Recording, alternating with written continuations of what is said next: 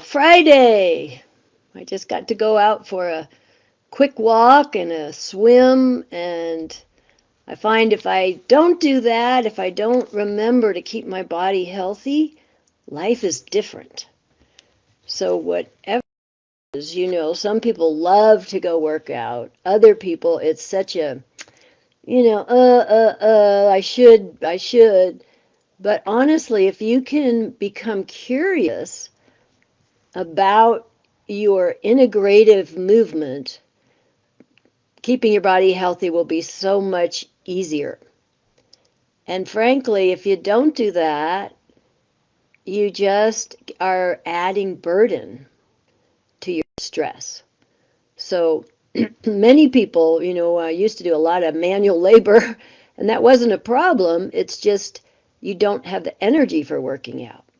So if you are doing manual labor, you want to make sure you're using your body well, because you might have hours of that. And so honestly, making sure that you've got an integrated understanding of movement. Because if we don't have our breath, have our oxygen, have our well-being, what can happen is under stress we'll go right into a body lethargy or a freeze, and we'll start self-attack thinking. So this is our topic for today, to dismantle self-attack thinking, to understand it and be able to change it up. So take a moment, since we're talking about befriending your body, and do micro movement. Now, micro movement is non-directed it's not like going to a yoga class or having someone guide you. Micro movement is you start with a sensation and you pay attention to it. Maybe you've got a sensation of tension. So what you would want to do is add breath. You could add self-touch to explore it. And you could add little tiny investigations through movement. Adding the investigation is what makes it relational with yourself. Now, this is an interesting topic because one of the components of self-attack thinking is the inability to orient. Self-attack thinking took me years to understand it, and, I was so interested when a little girl brought a card. She was working with me to get through her premature incubator trauma, and she was 6 years old, and she was struggling at school. And so she brought in this little card she made on her own, and it was a picture of a baby with, tears in their eyes. I mean, it was all little stick figures, but it was a baby in a box for the incubator crying. And on the bottom it says, bad baby. It doesn't say, oh, we feel for you, baby. It said, bad baby. And then on the next page, bad baby. Now think about that for a moment. What would be happening for a baby, for someone to think the baby is bad? There's literally studies about this in Bertrand and Kramer's book on infant development. They have a clinic, and one of the mothers came in with their baby and said, my baby has the evil eye. Now, maybe the baby had some pain and stress in their eyes, left over from a birth trauma. But those kind of ideas that the baby is bad require a little stretch of the imagination. Unless, you've got to work through the shock and trauma so that the defense structures aren't leading the story.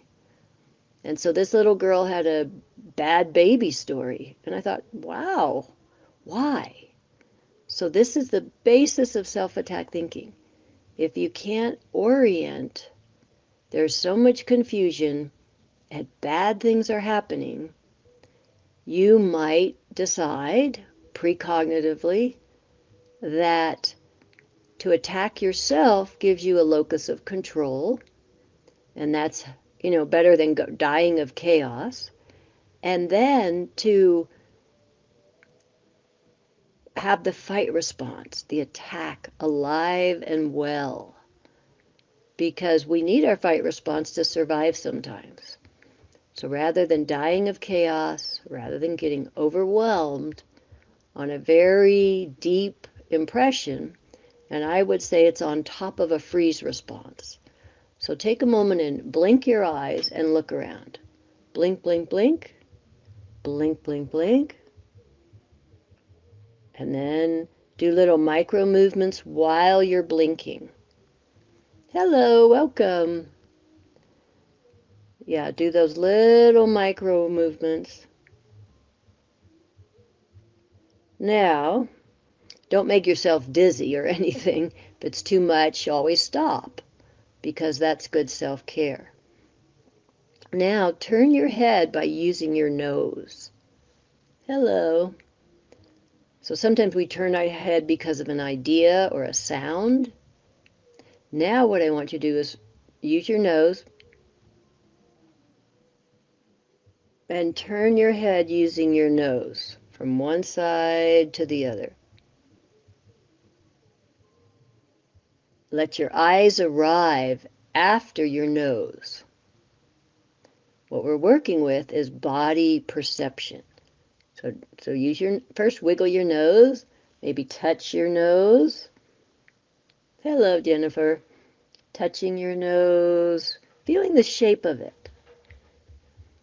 And go right up the bridge of your nose, right into this, might call it the implantation spot or the third eye. And then trace slowly the shape of your nose. And don't you dare self-attack. If you have one of those, oh, my nose, don't bring any attention to my nose. Don't you dare self-attack. Instead, become curious. Oh, what's the contour? What's the contour into your cheekbone? So many nerves, so much ability to orient through smell.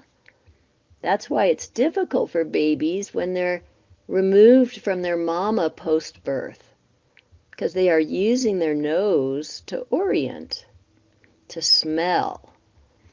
So now find your nose through touch, wiggle it through movement, feel how it goes into your cheeks. Now put your finger on it and move your finger by moving your nose. So your nose is going to initiate. And then use your nose to come back.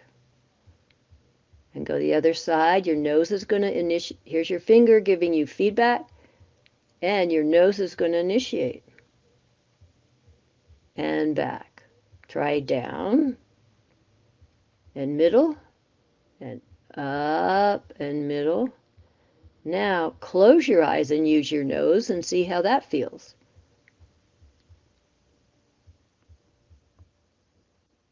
Go both sides.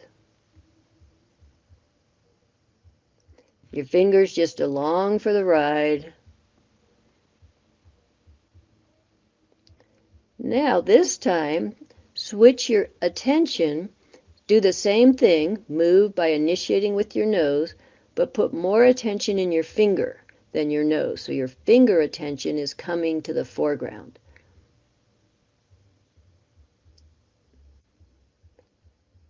So you're paying attention to what it feels like in your finger and down your wrist to your elbow, or all the way into your spine. This ability to, one, cross the midline is what can interrupt a freeze response. And so you want to be able to cross that midline, meaning turn your head, so you're not frozen in your special senses perceptions of the face and head. And then you want to be able to do foreground, background. All these things are flexibility of attention. And a self-attack thinking has no flexibility. It becomes a loop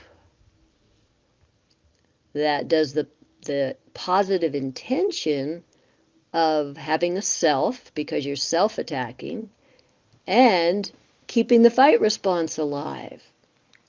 So that isn't that wild? It took me years to figure that out. But I was so grateful I finally did because it's one of the most pervasive, self-attack or blaming others is such a pervasive waste of life force. It totally imprisons you and doesn't bring any well-being. There's, self-attack is different than the ability to self-correct. We have to be a corrective organism in order to learn and grow, in order to learn from experience. But if you have self-attack, you can eventually spin your mental body so much that your physical body gets more and more frozen.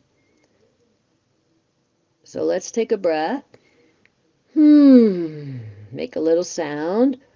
How about some humming? I want you to hum so you can hear and feel vibration in your head.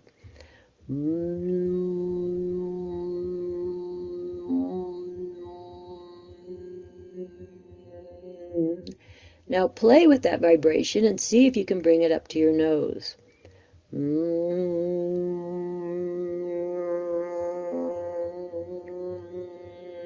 Making it nasal.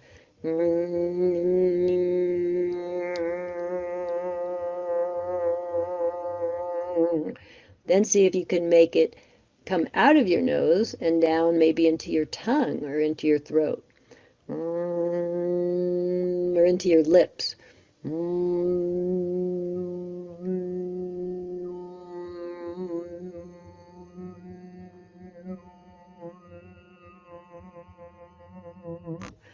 Now, just for fun, see if you can get that vibration to go into your liver.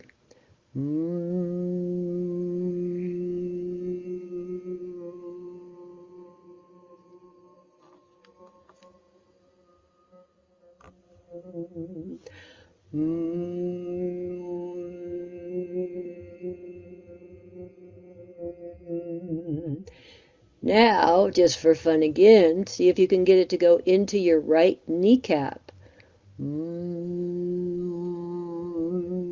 That might be a little stretch, huh? Take your time.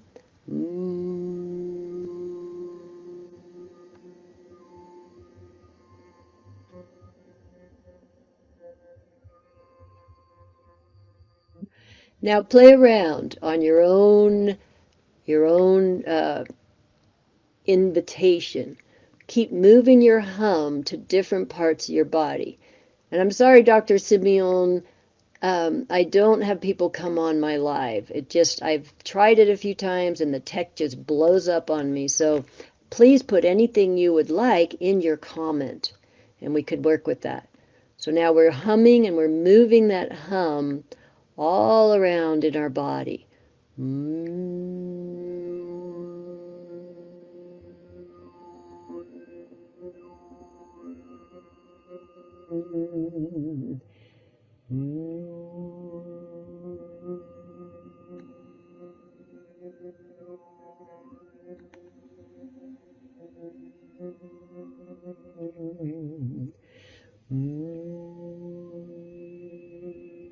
I'm so glad you like this exercise. It's so simple, but so interesting, isn't it?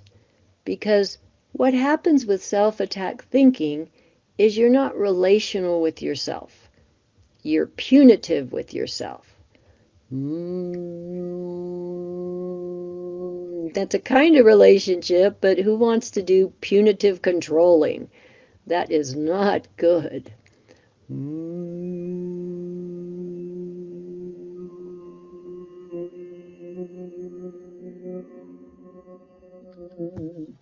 Give me a 4 in the chat, please, or the comment, if you understand what attachment styles are. That's a psychotherapy term or a, clinical term. looking at how are the sort of different ways someone can develop their sense of self. So put a 4 in the comment if you have studied this or you've worked with it already. Continue to hum. Hello, welcome. Turn your head every once in a while.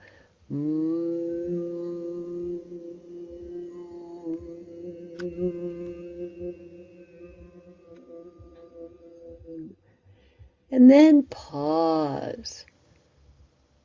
How does it feel to have vibration way deep in the tissues? You know, sometimes why self-attack thinking starts is there's a freeze response all the way to the cellular level. Guess what? If your cell membrane is rigid, it's not going to communicate very easily with the other cells. And cellular communication is a natural function of our inner biology. And it allows systems to cooperate, to work together, to not interrupt the natural flow of fluids that help with movement and support. So if you freeze in your cell membrane, you know, a high startle, you want to vibrate that back out. Hey, Linda, hi. Taking a breath. And what we're doing now, add some micro movement into your spine. One of the things I'm subtly inviting you to do here is to, oh yes, resonant, of course. Having your ideas and your sensations. Yes, that's coming closer and closer to your natural intelligence. So now I'm turning my head to invite you to keep practicing crossing the midline. That's very important in the brainstem. Now see if you can initiate the rotation from your heart. Oh, what if your heart initiated the turn? So that's a little deeper than your head. Your heart has to turn and the body follows. The heart turns and the body follows. Hello, Willow. This ability to be with self in a curious way, instead of a blaming, a judgment, or a perfectionism. How many of you are perfectionists? It's nice to have standards, that's fine, but perfectionism is a type of self-attack thinking because it's so constraining. It's so much about striving rather than having a little more flow of support. So now, see if you can get micro movement right into the sits bones. If you're sitting, I want you to feel sensation in the bony bones of the pelvis and see if you can play with movement between the sits bones and the sacrum. It's hard to do self-attack thinking when you're giving your body some support, when you're actually having a little bit of sensation. Now this is different than fidgeting. Put a 5 in the chat or the comment if you're a fidgeter.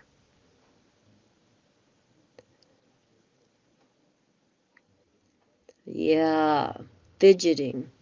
Fidgeting is something that can often happen because we don't know it's safe to rest into our body. Hello, Laura. We want to know it's safe to just rest. You know, a healthy animal will rest. They will be able to move in a flash if they need to. but they will rest because rest is essential. But if we're fidgeting, our attention isn't settling or focusing. That can be the opposite of perfectionism, fidgeting, because the energy doesn't know how to sequence all the way through. Yeah, Jennifer, I hear you trying to fix yourself or your posture.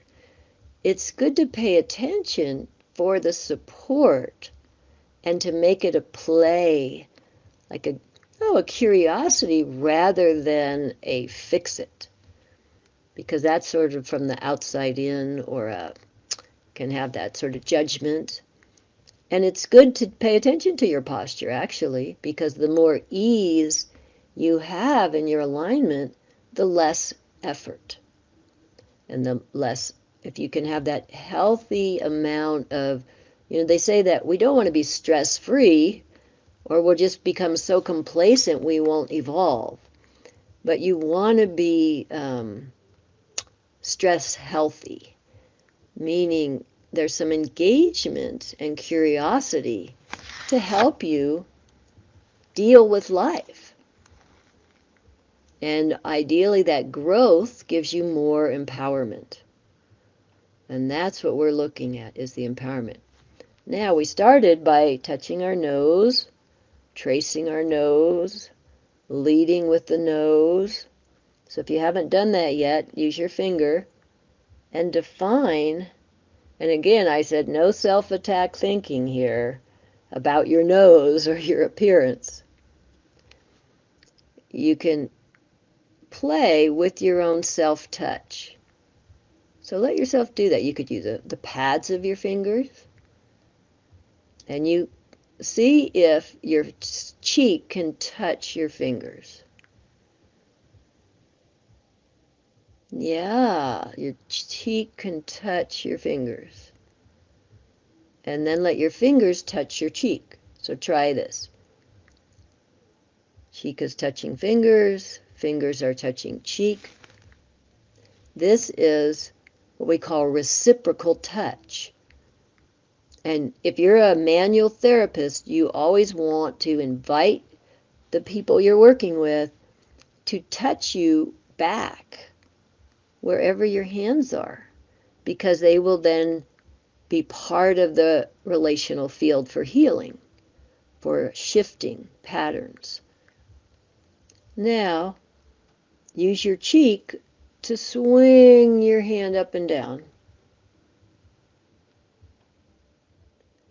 So your cheek is initiating. To move it around.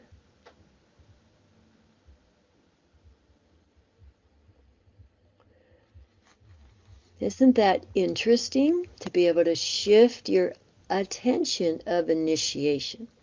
Now, why am I showing you all this? Because in my culture, in the Western culture, it's often true that people spend so much time not connected. And if you lose that physical connection, years ago, gosh, it was in the late 70s, I was teaching at a meditation school, and I was teaching something called the physical connection, because I could see that people were not connecting or staying connected with their bodies. And in the physical connection, it starts to integrate that, sensations and awareness, sensation and thought. Put a 3 in the comment if your thoughts race ahead of your body. Turn your head, tuck your, let the weight, I'm going to play, we have something fun to play with in a moment. I'm just waiting to see if there's anybody who has those thoughts that race ahead. That can just be a habit, but it is part of self-attack thinking as well, because you're highlighting just the thinking, the self-attack, instead of the breath. Yeah, I see you there. I used to have very quick thoughts. And it's fun, right? It's creative, very fun and creative. It can be, unless your thoughts are anxious and then they're, anticipating danger. But either way, if you start ignoring the content of your thoughts and watch how quick it is, wow. And then you want to pause, slow down. I can tell you that processing trauma, really I would say shock, because this comes from the prenatal development and the perinatal psychology, is that you have to slow down 6 to 10 times slower for the body to catch up, to be in alignment. So learning to pause yourself the second you feel, uh-oh, there's my thoughts racing away. First, ignore the content. That would be step one, ignore the content. Step two, notice the sensation of racing thoughts. Step three, shift your attention to some other sensation. Oh, turn your head, hum, give a new sensation so that you're not using, I do a lot of work with neural networks, the neural pathway habits in the brain. And those are also muscle movement patterns, muscle habit. So it's not just a mental component, it has a whole relational, physical expression component. And sometimes you have to work at all those levels. So, breath into the chest. Now let's hum all the way. Let's see if you can hum behind your kneecaps. Hi, Callie.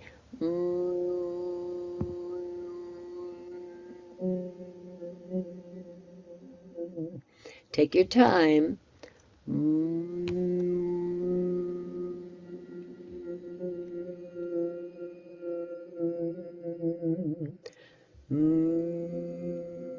Someone was asking me about all, all these different body things. And one of the things is learning how to listen. Not from, it's from listening by relaxing.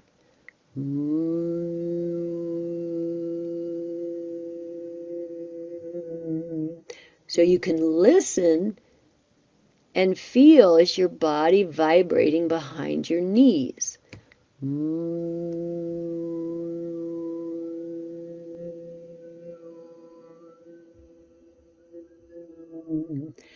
Now these are the subtle fluids of the body that we're vibrating.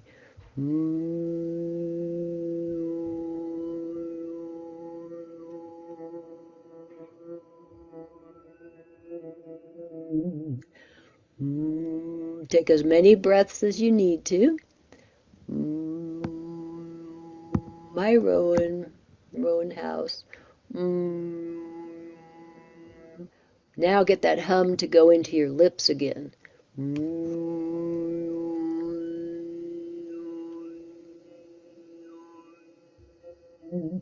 Now see if you can take it from your lips to your nose and your nose back to your lips.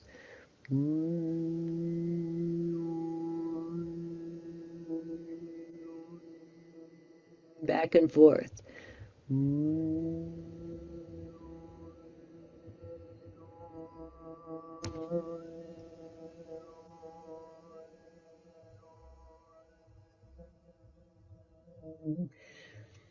may get a little tickly on your face, right? So that happens. But the idea here is always, can you shift your attention?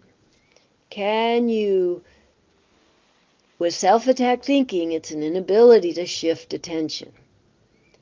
And it's some kind of urgency, anxiety, perfectionism, guilt, regret, that, oh, if I had done it this way, right? Oh, if only I had made a different choice. Well, often the choice is already made. You can't go backwards. But self-attack is like digging your own grave. not what you want to do.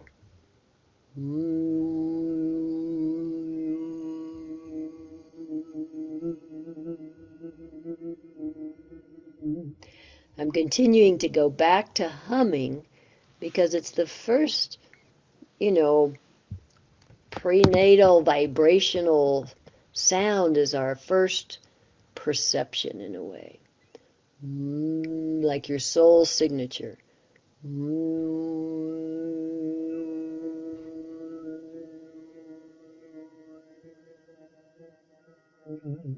So if you self-attack, one antidote is simply to hum. If you're in private, you can hum out loud. If you're not, you can create a tiny little humming. Or you can create whatever you can do to flex and extend. Whatever you can do. What that means is, after our humming vibration, we go to cellular breath in the developmental patterning. We have vibration, cellular breath, and presence. You're welcome. And then we have a kind of touch where you're letting the body be bathed by the fluids. We call it sponging. And we have pulsation. So if you're in a freeze response, you can go to pulsation right at a micro level to start creating movement that will let you thaw out. To thaw out that freeze response, you have pulsation as a resource. Now let's play with pulsation as a resource against, or an antidote to self-attack thinking. Remember that self-attack thinking is often a movement in the brain on top of a freeze response. So try that, freeze yourself. That means get rigid, get high tone, get tight, and notice what happens to your breath. Not so nice. Then shake it out. Ugh. Whew. Let me say something. The ability to gather energy or tone is important. If you're just low tone all the time, you will not have the container, the physical container available to hold your potency. So when we don't mean that when you go toward tension, you're doing something wrong. It's when you go tense and over tense. Because there has to be an ability to gather enough potency and contain it in your physical being. So here we are. Now with pulsation, see if you can feel micro movement on a cellular level. You're condensing and expanding. And feel that quality condense, maybe going inward a little bit, expanding, maybe getting bigger inside yourself, even going, increasing your spatial field. Pulsation. What do you do? Some people, instead of self-attack thinking, blame others. Do you do that? That's not so nice either, because it's detrimental to yourself. Your mind is not being accessible for new creative problem solving. And if we don't have our problem solving, oh, you're so welcome. If we don't have our problem solving, then we are, in a way, vulnerable. So here we are, breathing, moving. Well, I've given you lots of tips and tools at a very subtle level today, and an understanding of self-attack thinking through the autonomic nervous system. If you came in on the end, you may want to go back and watch that. And, if you like these body games, I have two books that give them to you. One of them is called Help for Sensory Challenges. It's very simply written. I wrote it, when I was working with the mom and she had three little ones, and she really loved what was happening in my office, and I wanted to make games so she could play this at home with her kids. Well, guess what? We can play it with ourselves or our friends as grown-ups, as adults. But it gives you the map of what leads to academic readiness. And it gives you the foundation through sensation. And it's sensation that interrupts and heals trauma. When you reinform the brain. So you can go to my website, anniebrook.com, and get the book Help for Sensory Challenges and practice it. Get a friend, a study buddy, and you will learn so much about how to support your clients or your children or yourself to not go into self-attack thinking, but to have something else to do with your attention. And eventually, there's peace. There's a kind of peace inside. Oh, Jennifer, you're so welcome. I love to share these tools. Please tell your friends, share them with your friends, point them towards my website because I do have a free PDF library. So if you're geeky like me and you like to not only have the movement practice, but you want to cognitively chew on this stuff, there's lots of free PDFs for mamas and birth trauma, for body therapists, for couples, all kinds of topics. So much fun to play with you. I'll see you next week, and enjoy having some time with yourself and playing inside your own body. Bye for now. Thanks for being here. Oh, there we go. Okay. And what if